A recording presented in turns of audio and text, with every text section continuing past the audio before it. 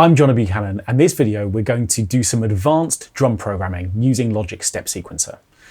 At first glance, the step sequencer looks like a great place to program basic beats, but actually it's an amazingly sophisticated engine for extended drum programming, and we're going to begin to see what we can do with it in this video. So what I've done is I've loaded a kit from Logic's library called Above and Beyond, and what I'm going to do is to control click in bar 1 to create a pattern region, the second option here in this list that pops up. And by default, what that's going to do is to give me a repeating 1-bar sequence for a sequence length of 4 bars. So in other words, I've got 16 steps to play with, and they're going to play back in 4 consecutive bars. So the first thing to do is for me to start building a pattern. So I'm just going to do that in real time now.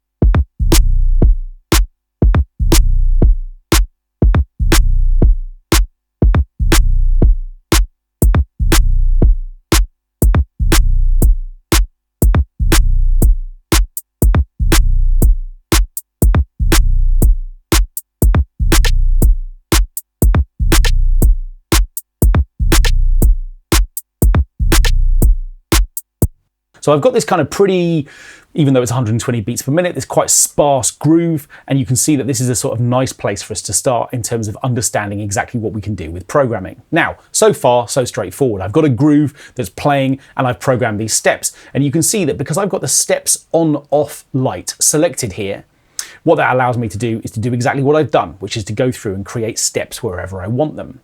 But what I can do within Logic is to go much deeper in terms of additional values for some of the things that I have programmed so far.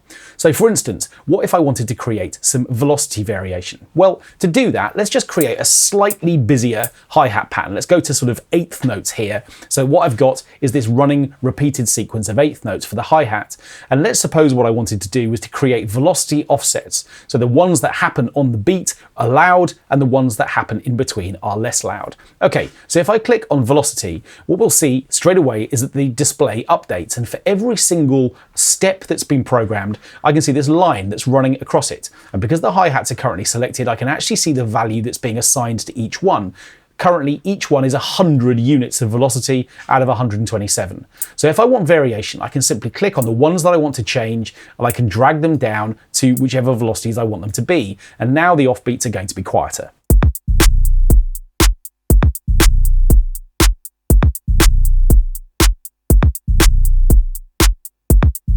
Okay, let's come back to the steps for a moment. So what I'm going to do is to create 3 additional claps leading up to that 4th beat.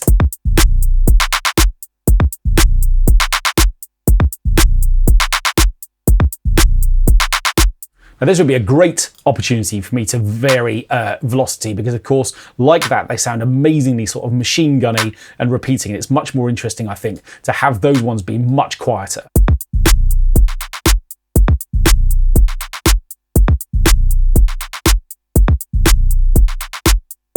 So we've looked at, firstly, just programming steps, and now we've introduced some velocity variation as well. But the clue to how deeply you can go when programming beats within the step sequencer is here, and this little drop-down menu. Velocity/value is just one of a number of different lanes of information that you can apply to your sequences.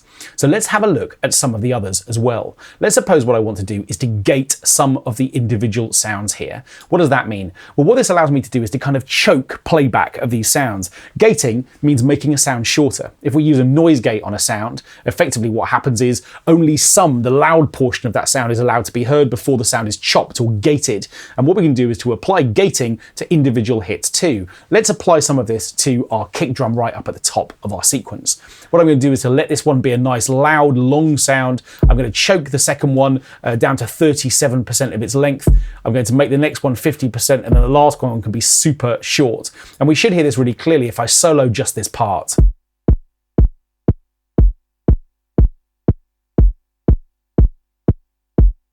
Let's put it back in.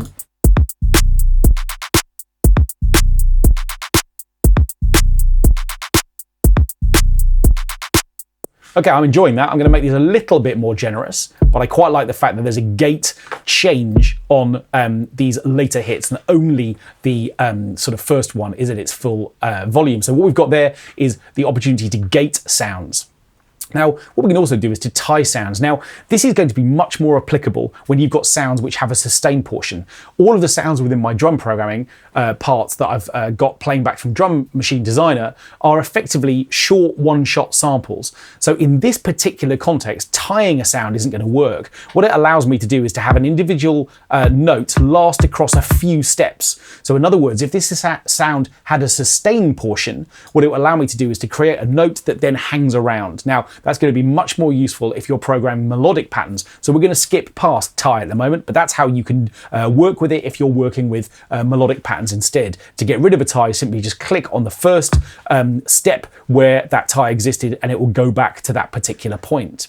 The next one I've got available is note. Now, the playback engine for all of these samples, as I say, is coming from Drum Machine Designer, and what that's going to allow me to do is to produce a pitch offset to individual steps within my pattern. So what I'm going to do is to come down to the snare, and I'm going to create some variations here by detuning the first one and having the second one play back its original pitch. Let's again press play and just solo this, maybe with the kick drum, so we can hear how those two pitches interact.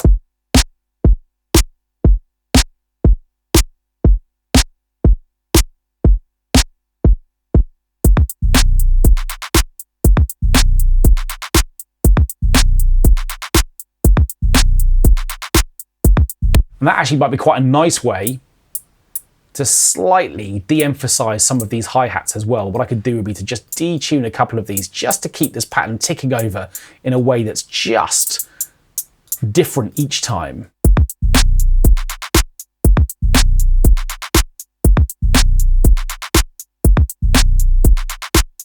Okay, so we've got note variation, and we can do the same thing with octaves as well. If I really wanted really extreme tuning changes, I could take an individual sound up or down an octave. Now, I don't want to do that within this pattern, but again, if you were working with melodic sequences, the octave offset might be really interesting. Now we start getting into the opportunity to make our patterns more complicated. Because what we can do is we can change the start and end point for each looped sequence.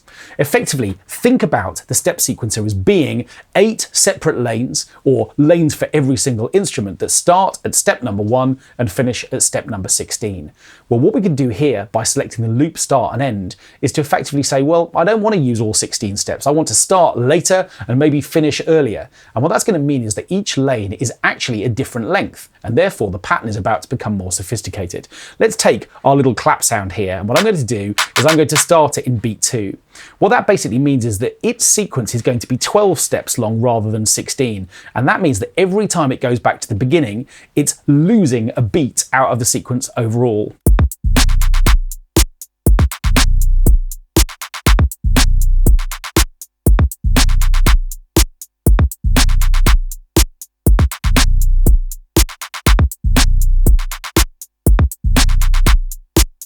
Now, we could make life even more complicated if we wanted to by adding 2 more steps back in. So rather than losing a whole beat, we're now losing half of a beat.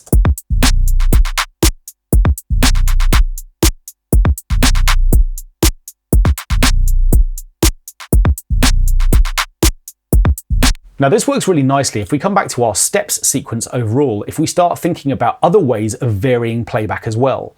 What I'm actually going to do is to introduce a sort of playback variation, which is to choose the direction of travel for individual parts as well. This little kick sound here, this second kick 2 sound, what I have a chance to do is to have it not just play forwards, but forwards and backwards, which means that this sequence is going to play all the way through and then it's going to start again at the end. So rather than this note happening always in the same place, it's going to happen at the end, towards the beginning of the first playback through and then towards the end of the second as it comes back round a second time.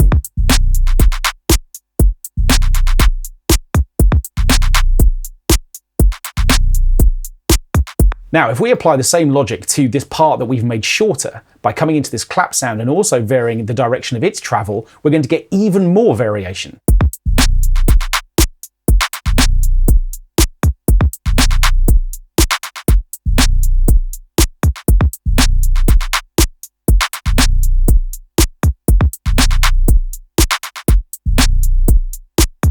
Okay, so that's starting to become really nice and varied and interesting. So that's our loop start and end. What we're going to do now is to come to note repeat. Now, what this allows us to do is to take an individual hit and have this note glitch out. We can either have it play twice in the space of one hit, or 3 times or 4 times. We can make this play back a number of times, and this is going to produce this nice sort of smeared effect.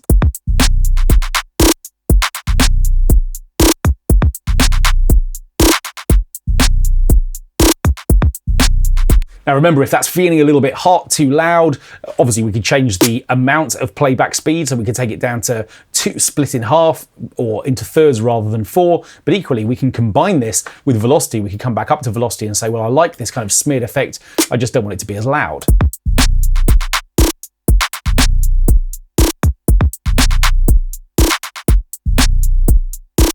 Okay, so that's note repeat. What we then get is chance. Chance allows us to ask Logic to randomize how likely it is that a step will play. In other words, what I could do would be to say, right, I'm going to take this down to 50%. And what that means is that there's a 1 in 2 chance that Logic will decide to play that step or not, which means that every time it comes round, it's either going to play or it's not, and Logic's choosing whether or not that's likely. And I can do that per individual step. So I could take this one down to 80%, which means that 8 times out of 10 it's going to play. And I could do the same thing here with this little variation here with these claps that I've got as well. What this is going to do is to take this little running sequence of 3 notes and make it less likely that they're all going to play all of the time.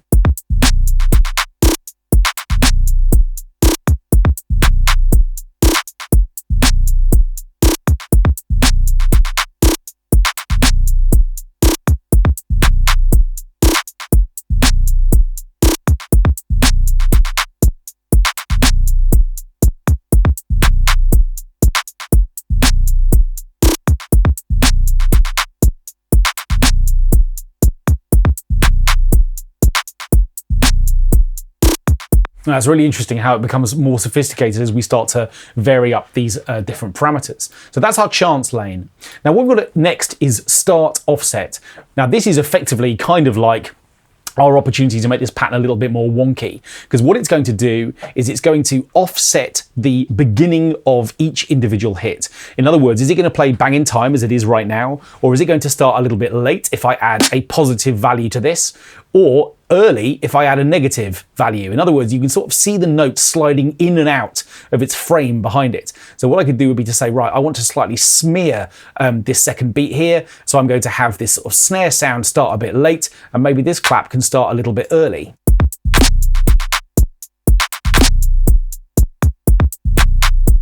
And here's the less extreme version of that.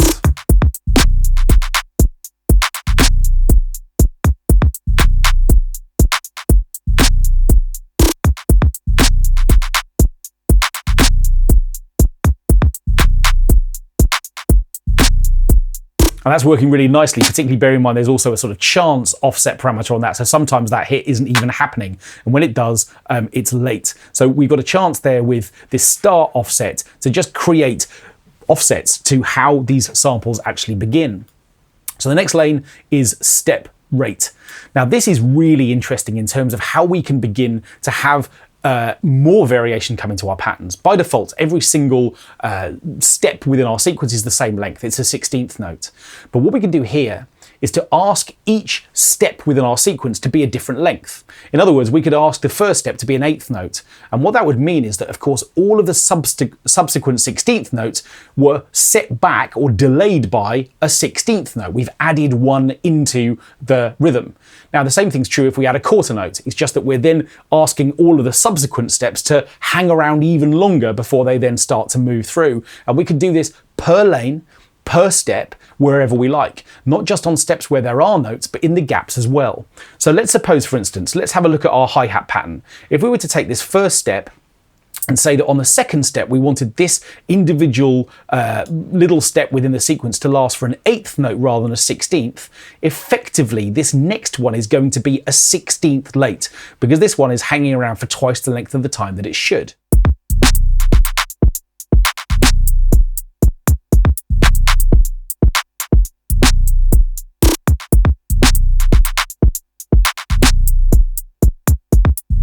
And then of course, when it comes back the second time round, because it's adding that 16th note in again, effectively the hi-hat pattern goes back to being normal, if you like. So what we've got is a series of eighth notes where the first time round, we're offset by one extra 16th note. And then the second time round, because we're adding another 16th note, effectively that pattern goes back to sounding like the way that we programmed it. And of course, we can add per step delay, this idea of being able to change the rate of each individual step on a per note basis, meaning that actually we can create mayhem here in terms of how we choose to add additional time into each lane. Let's just do that a little bit here and begin to see what happens as we offset individual hits. I'm going to choose a couple of sort of steps here where actually we're just adding time in where there aren't hits, just to begin to see what happens if we take this down a little bit. So I'm going to add a quarter note in at the start of this kick drum. I've got another one here on the snare lane as well. And what I'm going to do here is to take a 32th step out, or half of a 16th note step out of this clap pattern.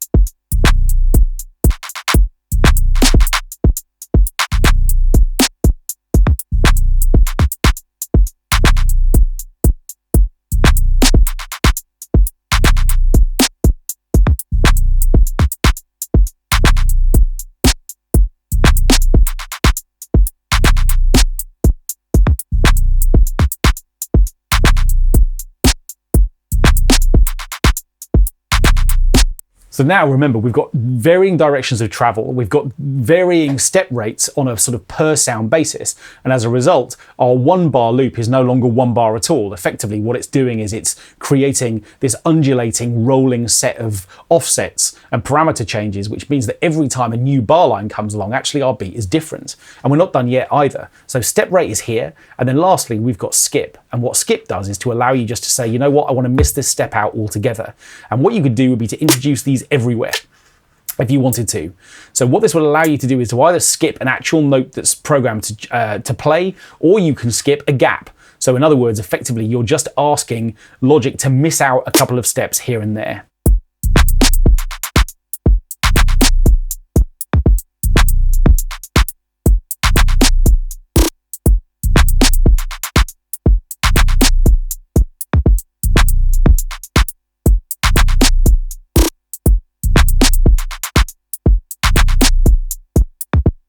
So what we've done now is to create a much more sophisticated groove, which, as I say, is different in every single bar. But of course, we are still only working with one step sequence, which lasts for 4 bars. What if you wanted to say, okay, well, I like that, but I want to introduce different sounds in the next 4 bars. At the moment, I've only got the sounds playing back that I chose to program for in the first place. Well, of course, life can become as complicated as you want it to be. I can take this step sequence, copy it into bar 5, and now, if I want to, I can program variations here that are different from the ones that I programmed here. And of course, sequences don't have to last for 4 bars either. They can either last for 64 bars or just 1, if you like, which means that, of course, I can create as many variations to this particular collection of parameters that I want. So effectively, I can make my beats unbelievably sophisticated, both through choices that I'm making on purpose, and also by just introducing some randomization as we have here. So let's just create a little bit of variation, maybe bring in another new instrument here, in order to just see what happens when we bring in maybe another snare.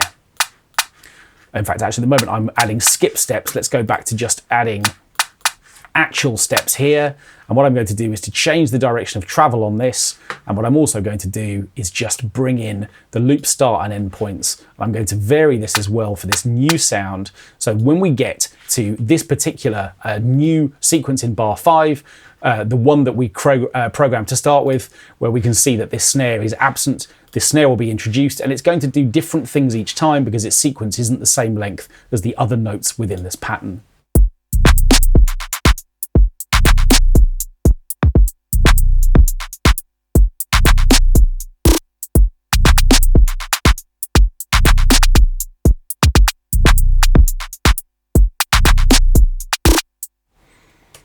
So you can begin to see, as we have within this video, that actually working with beat programming using Logic Step Sequencer is much, much deeper than it appears when you first start programming individual steps. Yep, that's a great place to start. Open up a step sequence and create a pattern. But what you can then do is to use all of these additional lanes in addition to the direction travel controls here, which allow you to decide whether your sequence is going to just play forwards or backwards or in both directions if you like. We can introduce chance, randomness, skip steps. The world's your oyster in terms of making really sophisticated beats if you want to.